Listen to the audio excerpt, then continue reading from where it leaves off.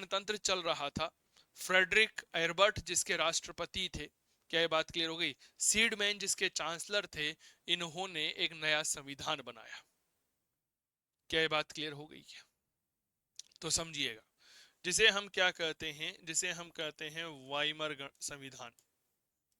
Weimar संविधान। एक बात मैं आप सभी को बता दूं, विश्व इतिहास इतना मुश्किल नहीं है जितना आप लोगों को लगता है। क्या मैं ठीक कह रहा हूं क्या? बताओ। विश्व इतिहास इतना मुश्किल नहीं है जितना आपको लग रहा है। विश्व इतिहास में हमें बेसिकली मुश्किल क्यों लगता है? क्योंकि इसके जो नाम है ना, वह विदेशी नाम है, और ये हमें थोड़ा सा परेशान करते हैं। लेकिन मेरे प्यारे साथियों, जब हम इतिहास पढ़ते हैं तो बड़ा आनंद आता है इन नामों को सुनने पर, और दो चार बार पढ़ने पर चीजें याद होने लगती है। मसौदा वाइमर संविधान का जो है, वाइमर सरकार के गृह मंत्री थे ह्यूगो प्रूस, उन्होंने तैयार किया था। ठीक है, तो आइए कुछ बातें लिखते हैं। इसका मसौदा, मसौदा यानी कि प्रारूप, तो डायरेक्ट प्रारूप ही लिख लो आप। तो जैसे भारतीय संविधान का जो प्रारूप है, ये डॉक्टर भीमराव अंबेडकर साहब ने तैयार किया था, ठीक उसी प्रकार इसका मसौदा जो है, वाइमर सरकार में गृह मंत्री थे ह्यूगो प्रूस, उन्होंने तैयार किया था। इसका प्रारूप वाइमर सरकार के गृह मंत्री ह्यूगो प्रूस ने तैयार किया। समझ में आ गई? प्रारूप समिति के अध्यक्ष कौन थे? ह्यूगो प्रूस थे।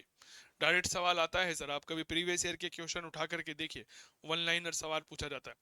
14 अगस्त, 15 अगस्त को भारत आजाद हुआ, 14 अगस्त 1919 को इसे लागू कर दिया गया। 14 अगस्त 1919 को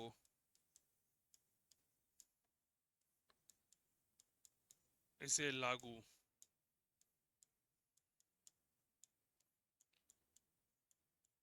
कर दिया गया। 14 अगस्त को किया था। 14 अगस्त सन 1919 को इसे लागू कर दिया गया।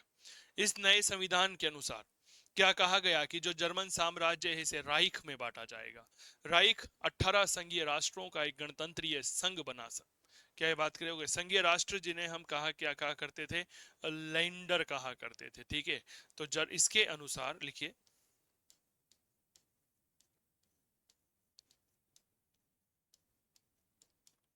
यानी कि जो वाइमर गणतंत्र बना था, वाइमर संविधान बना था, तो इस नई संविधान के अनुसार या इस संविधान के अनुसार लिख लो।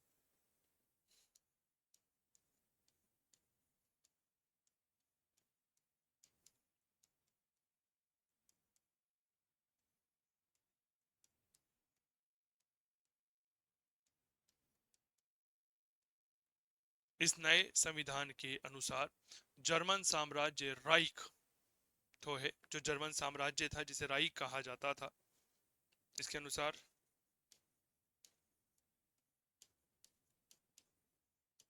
जर्मन साम्राज्य इसे राइख कहा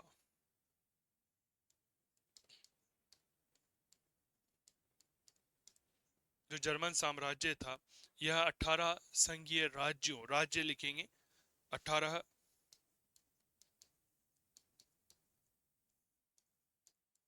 संघीय राज्यों, इन्हें अंग्रेजी में क्या कहते थे? याद रखिएगा, लैंडर कहा जाता था। क्या कहते थे? लैंडर कहा जाता था। 18 संघीय राज्यों का गणतंत्रीय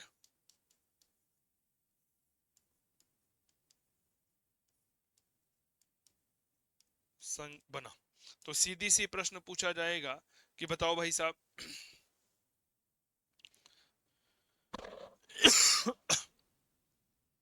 मैं आपको यह भी बताता चल रहा हूं ना कि कितने राज्य थे, कितने कैसे थे। वाइमर संविधान के अनुसार जो है, जर्मन साम्राज्य में कितने राज्य शामिल किए गए थे? तो आप याद रखिएगा, 18 राज्य शामिल किए गए थे। यह इनका गणतंत्र बन चुका था। विधानमंडल जो था उनको दो भागों में बांटा गया, एक तो लोकसभा, एक राज्यसभा, यानी कि लोअर हाउस और अपर हाउस, यानी कि उच्च सदन और निम्न सदन। जो निम्न सदन था उसे राइक स्टेग कहा गया था, पिछली बार आपके फर्स्ट ग्रेड के एग्जाम में आया हुआ है। और जो अपर हाउस था उसे राइक सराट कहा गया।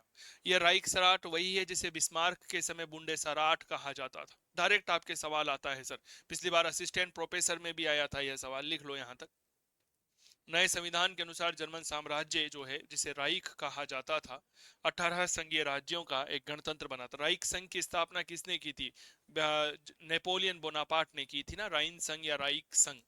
ठीक है, चलिए अब देखिए, जर्मन जो विधानमंडल था, इस जर्मन विधानमंडल के दो भाग किए गए। एक तो था निम्न सदन, लोअर हाउस, जिसमें जनता के द्वारा चुने गए प्रतिनिधि हुआ करते थे। और एक हुआ करता था उच्च सदन, डेट्स कॉल्ड अपर हाउस, जिसमें राज्यों के द्वारा भेजे गए प्रतिनिधि हुआ करते थे, जैसे हमारे भारत में लोकसभा और राज्यसभा होती है। क्लियर हो गई सर? जो निम्न सदन था इसका नाम दिया गया राइख स्टेक। क्या नाम दिया गया? याद रखना, राइख स्टेक।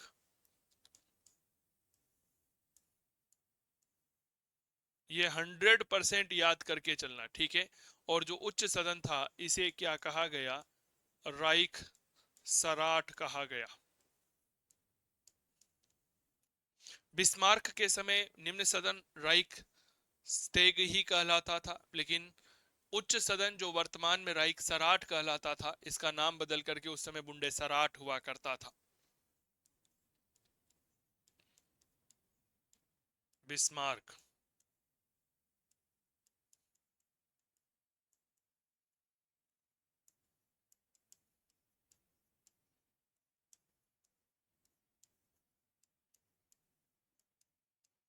बुंडे सराट।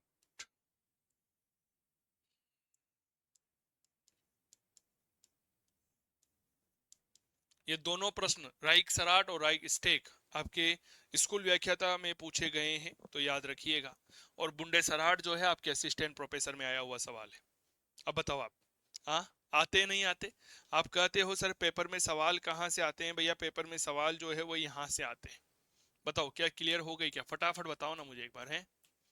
तेजी के साथ, तेजी के साथ, तेजी के साथ। ठीक है सर, 1919 में चुनाव हुए, बहुत बढ़िया रहा, वाइमर गणतंत्र बन गया, कहीं कोई समस्या नहीं थी। 1923 तक मामला जैसे के जैसे ही चलता रहा, कहीं कोई समस्या नहीं थी। जर्मनी के लोग ठीक ठाक स्थिति में थे, न तो उनको सुखी बोला जा सकता है, न उन्हें दुखी बोला जा सकता है। एडोल्फ हिटलर की यह जो किताब है जो मैं आपको दिखा रहा हूं, इसमें वह लिखता है कि अब समय आ गया था कि जब मैं आगे बढ़ूं और अपना कुछ नया काम करूं। ये लिखता है इस किताब में। तो आगे बढ़ते हैं और लिखते हैं प्रारंभिक घटनाक्रम, किस प्रकार अब मामला परिवर्तित हो रहा है। लिखिएगा, अर्लियर इंसिडेंट, प्रारंभिक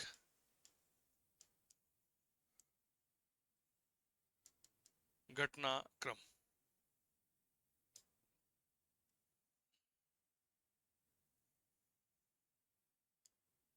प्रारंभिक घटनाक्रम लिख लिया। जर्मन विधानमंडल जो था इसके दो भाग थे, निम्न सदन राइक स्टेट, उच्च सदन जो है वह राइक सराट। बिस्मार्क के समय यह बुंडे सराट कहलाता था। देखो घटना घटित होती है मेरे प्यारे साथियों 8 नवंबर सन 1923 को। सर कितना हो गया? ये चीजें आपने अभी ज्वाइन की है क्या मीनाक्षी? मुझे बताओ।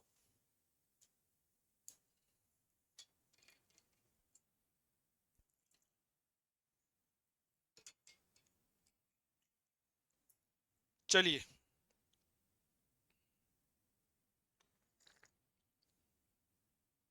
देखिए, हम बेसिकली जर्मनी में नाजीवाद की बात कर रहे थे। ठीक है, कि प्रथम विश्व युद्ध के बाद जर्मनी की स्थिति, वाइमर गणतंत्र, हिटलर का उदय, हिटलर की मृत्यु, जर्मनी की स्थिति के बारे में हमने बात करी कि भाई साहब संकट में आ गया था भारी। इस समय चुनाव होते हैं 19 जनवरी को। 6 फरवरी को सरकार बनती है वाइमर गणतंत्र की। फ्रेडरिक एरबर्ट राष्ट्रपति थे, सिडमैन चांसलर था। जर्मनी में संसदीय लोकतंत्र की स्थापना हो गई। इसके बाद हमने स्पार्टिस्ट विद्रोह पढ़ा। कार्ल लाइबनेक्ट और रोसास लक्सेमबर्ग ने यह विद्रोह किया था, यह साम्यवाद के समर्थक थे। ठीक है। युद्ध मंत्री गुस्ताव नो ने फ्री कोर नामक सशस्त्र सैनिक जो स्वयंसेवक दल था उसकी सहायता से दमन कर दिया। वाइमर संविधान बना। ह्यूगो प्रूस ने तैयार किया, 14 अगस्त 1919 को लागू कर दिया। 18 संघीय राज्यों को मिलाकर के संघीय गणतंत्र बनाया गया था। क्या ये बात क्लियर हो गई? दो भाग थे विधानमंडल के, निम्न सदन जिसे राइक स्टेग और उस सदन जिसे राइक सराट कहा जाता था। क्लियर हो गया? प्रारंभिक घटना चक्र पढ़िएगा। मामला आता है 8 नवंबर 1923 को, जब हिटलर ने पूर्व जनरल ल्यूडेनडॉर्फ के सहयोग से म्यूनिख पर अधिकार कर लिया। ठीक है। और यह घटना जो है म्यूनिख जर्मनी की राजधानी हुआ करती थी उस समय। यह घटना हिटलर ल्यूडेनडॉर्फ पुश कहलाती है। क्या ये बात क्लियर हो गई? लिखिएगा। 8 नवंबर 1923। डायरेक्ट प्रश्न पूछा जा सकता है, हिटलर ल्यूडेनडॉर्फ पुश की घटना जो है वह कब घटित हुई थी? भैया 8 नवंबर सन 1923 को।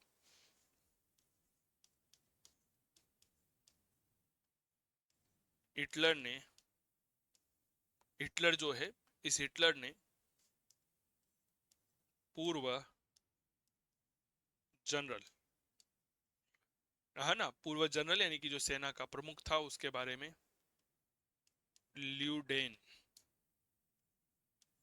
ल्यूडेनडॉर्फ के सहयोग से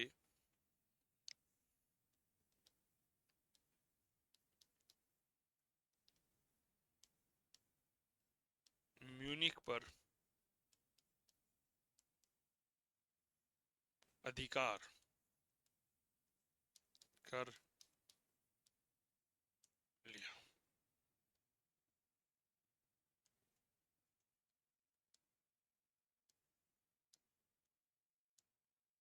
यह घटना हिटलर ल्यू डेन डार्फ पुश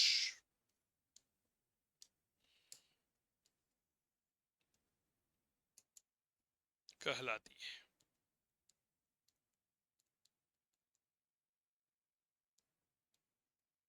घटना क्या कहलाती है? हिटलर ल्यूडेनडॉर्फ पुश के नाम से जानी जाती है। अब आपके मन में एक प्रश्न आ रहा होगा, सर हिटलर ल्यूडेनडॉर्फ में पुश का मतलब क्या है? कि भाई दो चीजें तो समझ में आ गई, हिटलर का हिटलर हो गया, ल्यूडेनडॉर्फ जनरल हो गया, पुश क्या है? आप कभी शॉपिंग मॉल वगैरह या कभी किसी दुकान में गए होंगे तो आपने वहां पर कांच के दरवाजे देखे होंगे, उनपे स्टिकर चिपके हुए होते हैं पुश और पुल। पुश का मतलब होता है दबाना, पुल का मतलब होता है खींचना। क्या मैं ठीक कर रहा हूं क्या? पुश का मतलब क्या होता है? दबाना। पुल का मतलब क्या होता है? खींचना। तो हिटलर ल्यूडेनडॉर्फ पुश, इसका मतलब होता है कि इस घटना के माध्यम से जर्मनी में घटनाक्रम को आगे बढ़ाया गया, दबाया गया। क्लियर हो गई? और जब यह कार्य संपन्न हो गया तो 1923 में ही नई मुद्रा चलाई गई जिसे नाम था रेटेन मार्क दिया गया। पहले मार्क नाम की मुद्रा चलती थी, उसकी जगह पे नई मुद्रा चलाई, नाम दिया रेटेन मार्क। लिख लो यहां तक। चीजें क्लियर? यानी कि अब हिटलर जो है ना वह मामला आगे बढ़ा रहा है। ठीक है, चलिए। 1923 ईस्वी में जर्मनी में मार्क नामक मुद्रा के स्थान पर नई मुद्रा, नई मुद्रा का नाम क्या था? रेंटेन मार्क। रेंटेन मार्क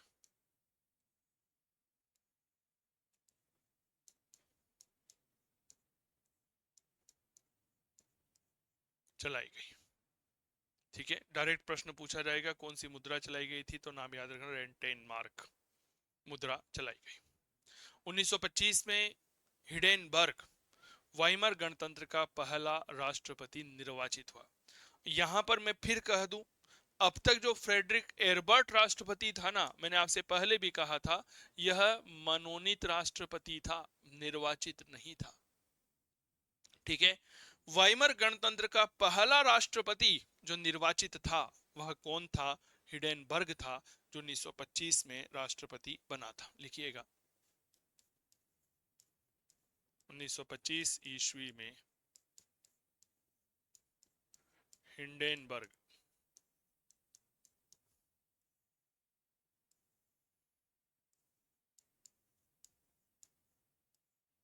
वाइमर गणतंत्र का पहला निर्वाचित राष्ट्रपति बना। इलेक्टेड, पहला निर्वाचित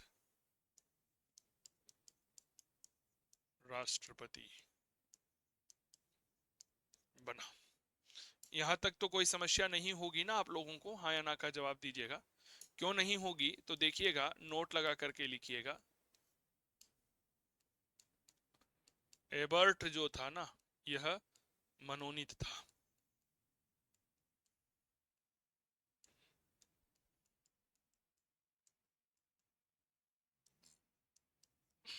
क्लियर? एबर्ट जो था वह मनोनीत था, हिडेनबर्ग जो है वह निर्वाचित राष्ट्रपति बन गया। क्लियर हो गई? मामला अच्छा चल रहा था। इसके दरबार में एक चांसलर हुआ करता था, नाम था स्ट्रेसमान। हिडेनबर्ग जो है ना, इसका एक चांसलर हुआ करता था, नाम था स्ट्रेसमान। इस समय फ्रांस में जो हुआ करता था उसका नाम था ब्रियान, और इंग्लैंड में चेम्बरलेन हुआ करता था। इनको 1926 में शांति का नोबेल मिला। अब यहां पर एक बात समझिए, यह जर्मनी वही है जिसके साथ प्रथम विश्व युद्ध के बाद वर्साई की संधि की गई। अपमानजनक संधि की थी। फ्रांस ने बेसिकली जर्मनी का इतना अपमान किया जिसकी कल्पना कोई जर्मनी नहीं कर सकता था कि क्या हमारे साथ ऐसा किया जा सकता है। उसी फ्रांस के साथ, उसी इंग्लैंड के साथ जर्मनी के चांसलर स्ट्रेसमान को 1926 में शांति का नोबेल मिल रहा है। इसका अर्थ समझ रहे हो आप? इसका अर्थ यह है कि जर्मनी जो है अब अपनी शक्ति बढ़ा रहा है, और अपनी पावर के दम पर जर्मनी जो है आगे बढ़ रहा है। और यूरोपियन देशों को लग गया, क्या लग गया, कि अब जो है हम बिना जर्मनी के आगे नहीं बढ़ सकते। तभी तो 1926 में जर्मनी को राष्ट्र संघ का सदस्य बनाया गया था। क्लियर हो गई? देखिए, इतिहास अपने आप पलटता है। समझ में आ गई क्या बात? आज मैं किसी को कमजोर समझ के अगर उसका दमन कर दूंगा, तो यह तय है कल मुझे अपने विकास के लिए उसकी आवश्यकता पड़ेगी, कोई दो राय नहीं है। ठीक है, लिखिएगा, 1926 ईस्वी में तीन लोग जर्मनी का स्ट्रासमैन स्ट्रासमैन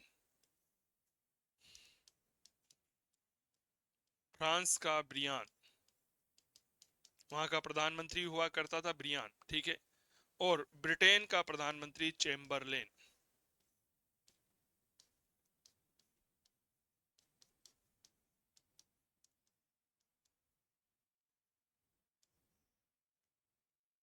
इन्हें क्या मिला?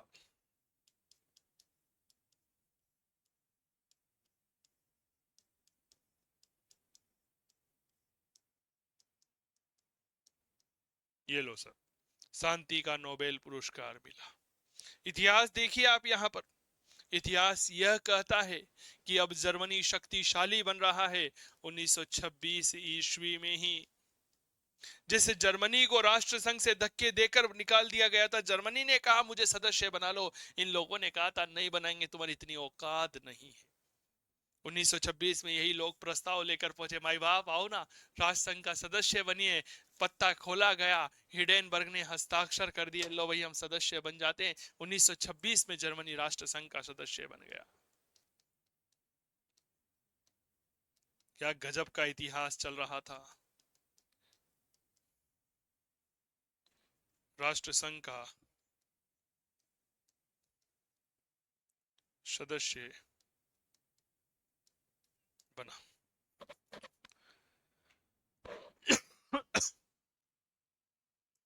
ये प्रश्न आपके डायरेक्ट पूछा जाता है कि जर्मनी जो है वह राष्ट्र संघ का सदस्य कब बना था। ठीक है,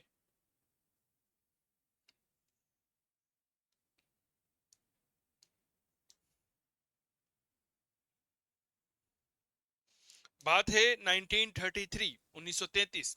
हिटलर ने वाइमर गणतंत्र का अंत कर दिया और अपने आप को जर्मन राष्ट्र का सर्वे सर्वा यानी कि फ्यूरर यानी कि नेता घोषित कर दिया, यानी कि हिटलर माई बाप बन गया।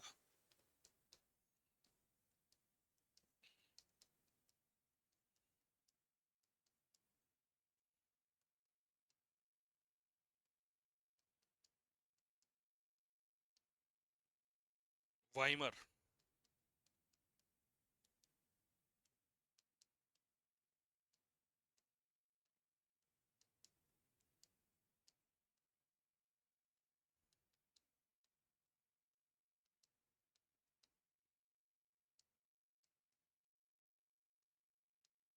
स्वयं को जर्मनी का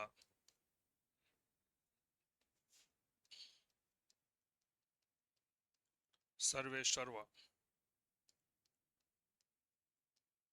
फ्यूरर नेता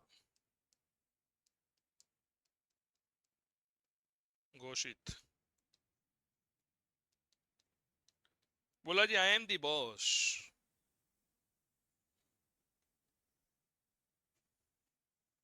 ये फ्यूरर भी आपके पूछा गया है, निम्नलिखित में से किसकी उपाधि फ्यूरर थी। तो याद रखना यह फ्यूरर जो है एडोल्फ हिटलर की उपाधि थी। जर्मनी का अब माई बाप कौन बन गया, हिटलर बन गया। अब आपके मन में एक सवाल आ रहा होगा कि सर हिटलर जो है इसने वाइमर गणतंत्र का अंत कैसे कर दिया, क्या परिस्थितियां हुई, तो उसके बारे में तो चर्चा करेंगे ना हम। अभी तो केवल और केवल हिटलर तक पहुंचे हैं, और जो वाइमर गणतंत्र की हमने स्थापना की थी ना यह वाली, इस वाइमर गणतंत्र को समाप्त किया है। समझ में आ गई क्या बात। ठीक है, तो ये सब चीजें थोड़ा सा आप लोगों के लिए उपयोगी रहेगी। प्रारंभिक घटनाक्रम के अंतर्गत हमने वाइमर गणतंत्र के बारे में पढ़ लिया, और अब थोड़ी सी चर्चा करते हैं एडोल्फ हिटलर। लिख लो यहां तक। वाइमर गणतंत्र का अंत कर देता है, स्वयं को जर्मनी का सर्वेसर्वा यानी कि नेता यानी कि फ्यूरर घोषित कर दिया। आई एम द बॉस, ऐसा कहा। मैं ही माई बाप हूं, मैं ही सर्वे सर्वा हूं। सीधी सी बात, नो बकवास। क्लियर, हाँ या ना, बस यही तो बात है मेरे वीरों, मेरी वीरांगनाओं।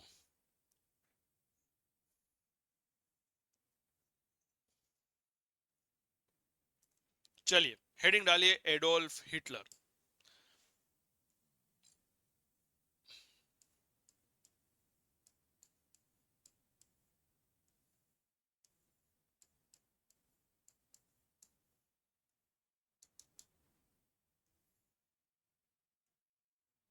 एडोल्फ हिटलर,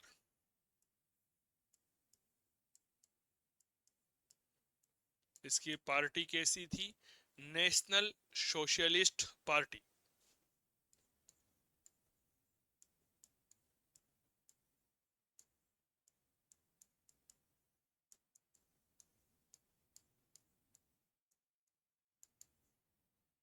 जिसे हम संक्षिप्त भाषा में कहते हैं नाजी पार्टी।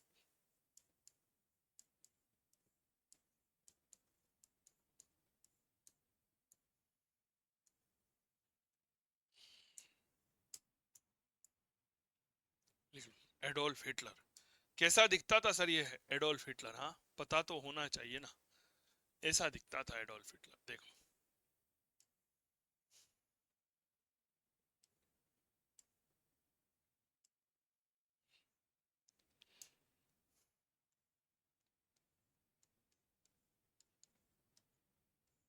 हिटलर देखो सब, ऐसा था एडोल्फ हिटलर।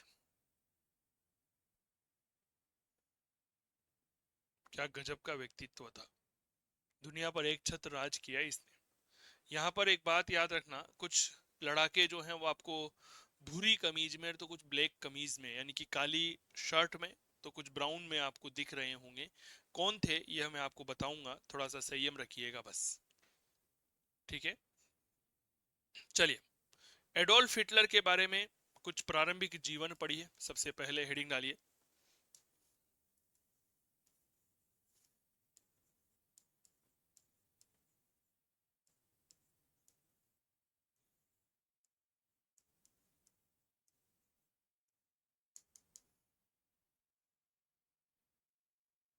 प्रारंभिक जीवन।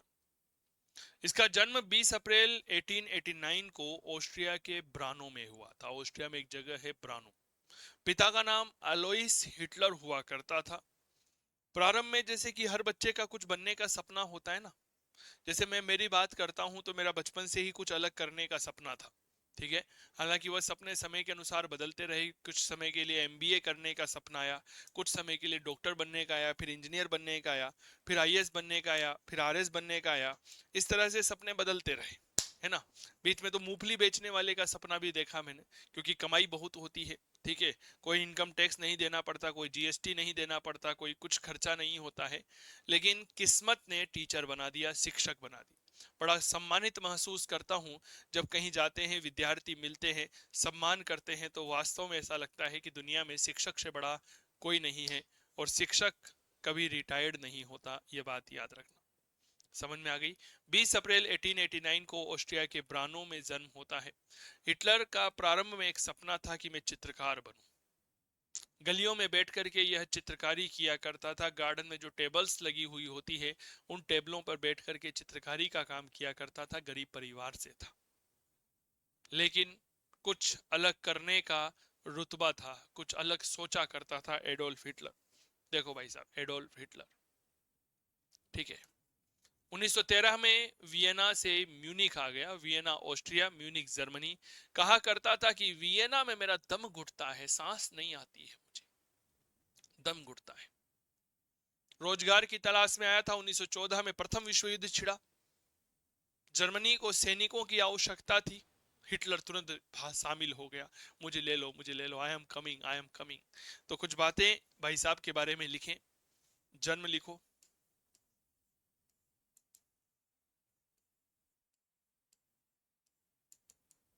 कि हिटलर का जो जन्म है वह 20 अप्रैल 1889 ईस्वी को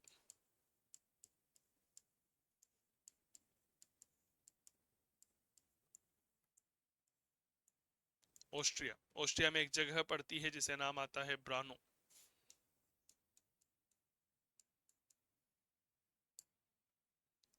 ब्रानो नामक स्थान पर। चलिए, इसके पिता का नाम क्या था? Alloys Hitler.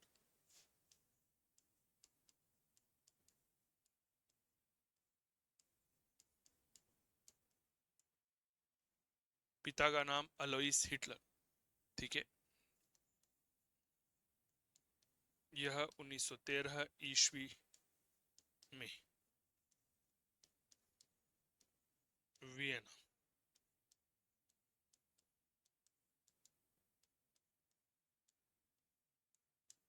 से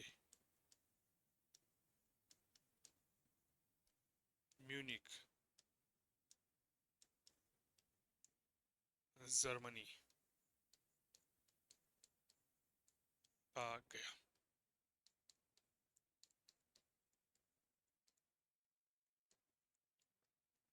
वियना में मेरा दम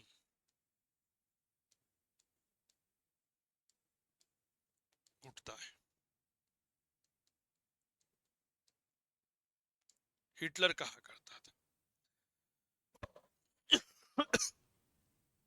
हिटलर क्या कहा करता था कि साहब वियना में मेरा दम घुटता है। मेरे दोस्त, जीवन में कभी आगे बढ़ना होना तो यार इन लोगों की, ऐसे लोग जो हैं जिन्होंने इतिहास में कुछ बड़ा किया है, इनकी वीर गाथाएं पढ़िएगा आप। क्या ये बात क्लियर हो गई? जब आप इनकी वीर गाथाएं पढ़ेंगे ना, तो रियल में आपको ऐसा फील होगा कि जीवन में अभी तो बहुत कुछ करना बाकी है। क्या समझ में आ गई? कि आप खुद कहेंगे कि सर जीवन में अभी तो कुछ नहीं किया हमने, है ना। 1914 में यह जर्मनी की सेना में भर्ती हो गया। प्रथम विश्व युद्ध के दौरान इसने सैनिक के तौर पर बड़ा जबरदस्त परफॉर्मेंस दिया। जर्मन सरकार खुश हुई और 1918 में इसे वीरता का पुरस्कार आयरन क्रॉस मिला। ठीक है। 1914 ईस्वी में सैनिक के रूप में जर्मन सेना में भर्ती हुआ। सैनिक के रूप में जर्मन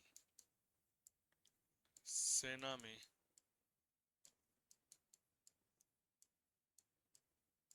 भर्ती हुआ। 1918 में वीरता पुरस्कार आयरन क्रॉस मिला। यह भी प्रश्न आया है आपके में। वीरता पुरस्कार आयरन क्रॉस मिला।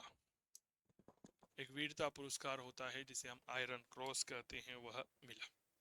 डायरेक्ट प्रश्न पूछा जाता है कि हिटलर को कौन से वीरता पुरस्कार से सम्मानित किया गया था। क्या बात क्लियर हो गई? और हिटलर स्थापित करता है नाजी दल। तो लिखिए हिटलर और नाजी दल।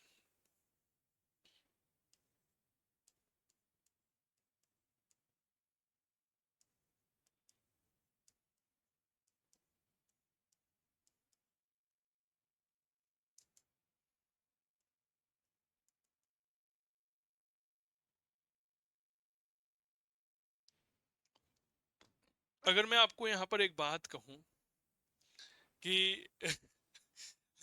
नाजी दल की स्थापना हिटलर ने नहीं की थी, तो आपको कैसा लगेगा? मुझे बताओ। अगर मैं आपसे यहां पर यह कहूं कि जो नाजी दल है, इस नाजी दल की स्थापना हिटलर ने नहीं की थी, तो कैसा लगा? है ना, बड़ा अचंभित कर देने वाला है यह कथन, लेकिन यह सच्चाई है। नाजी दल की स्थापना हिटलर ने नहीं की थी। 1918 में एक्टन ड्रेक्सलर नाम का एक व्यक्ति था, उसने जर्मन श्रमिक दल यानी कि जर्मन वर्कर्स पार्टी की स्थापना की। प्रारंभ में 6 व्यक्तियों का एक गुप्त दल था यह। 7वां व्यक्ति हिटलर जुड़ा। 1920 में इसका नाम बदला, नाम बदल करके राष्ट्रीय समाजवादी जर्मनिक श्रमिक दल कर दिया गया, नाजी दल कर दिया गया। और 1920 में यही हिटलर एक्टन ड्रेक्सलर, जिसने जर्मन श्रमिक दल की स्थापना की थी, उसको निष्कासित कर देता है। सोचिए, इसने स्थापित नहीं की थी। समझ में आ गई? ईस्वी में, नाम याद रखना, एंटन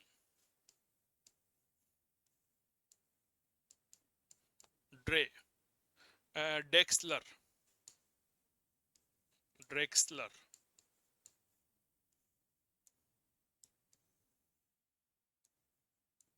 ने जर्मन श्रमिक दल, जर्मन वर्कर्स पार्टी,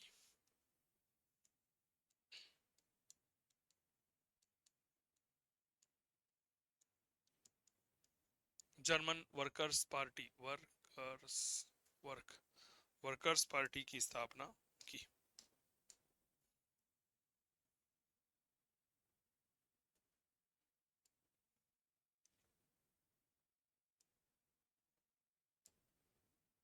क्लियर हो गई?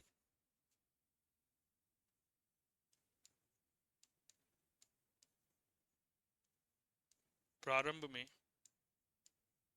यह 6 सदस्यों का गुप्त दल था। हिटलर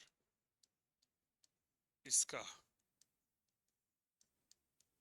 7वां सदस्य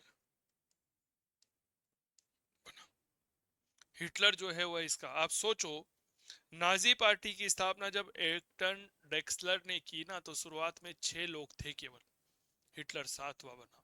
जर्मन वर्कर्स पार्टी यानी कि जर्मन श्रमिक दल का 1920 में नाम बदल दिया गया, नाम कर दिया राष्ट्रीय समाजवादी जर्मन श्रमिक दल।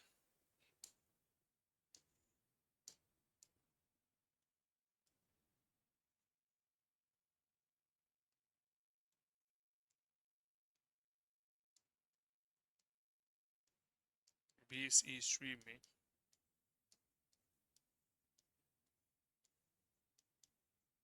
इसका नाम बदल दिया, क्या कर दिया, राष्ट्रीय समाजवादी जर्मन श्रमिक दल।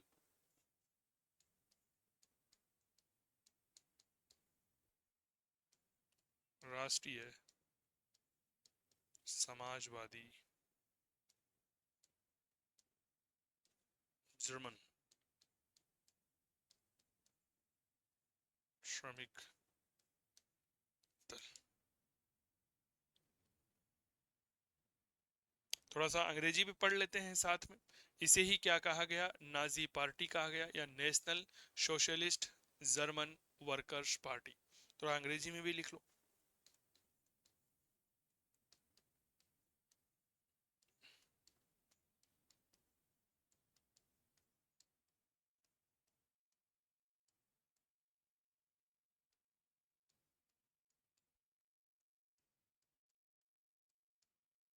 क्योंकि एग्जाम में क्या होता है ना, कभी कभी हिंदी में पूछ लेता है तो कभी अंग्रेजी में दे दिया जाता है।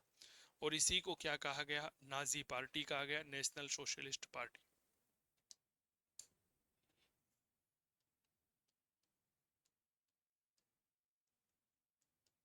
इसे ही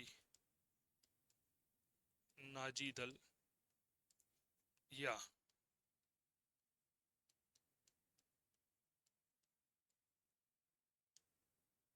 नाजी पार्टी कहा गया। नेशनल सोशलिस्ट पार्टी, राष्ट्रीय समाजवादी दल।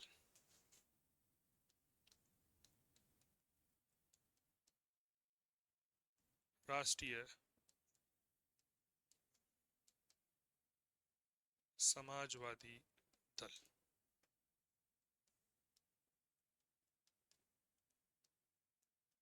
National socialist party.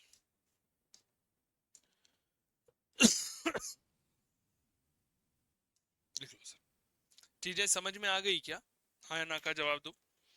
Sir Hitler और नाजी दल जो है ये 1918 में एक्टन ड्रेक्सलर ने जर्मन श्रमिक दल की स्थापना करी।